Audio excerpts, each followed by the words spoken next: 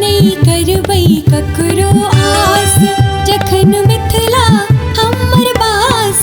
हमर बहिन अछि खास जनकपुर में, हमर बहिन अछि खास जनकपुर में। एहन सुंदर मिथिला धाम दोसर पायब कौन ठाम। दुल्हा दुल्हन सीताराम जनकपुर में, दुल्हा दुल्हन सीताराम जनकपुर में, दुल्हा दुल्हन सीताराम जनकपुर में।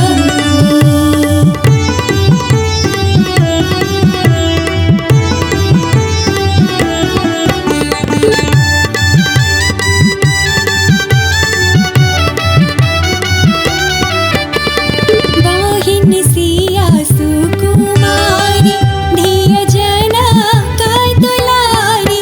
राम जी केलन ससुरारी जनकपुर में, राम जी केलन ससुरारी जनकपुर में।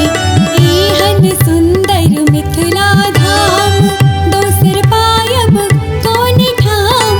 दुल्हा दुल्हन सीताराम जनकपुर में, दुल्हा दुल्हन सीताराम जनकपुर में, दुल्हा दुल्हन सीताराम जनकपुर में।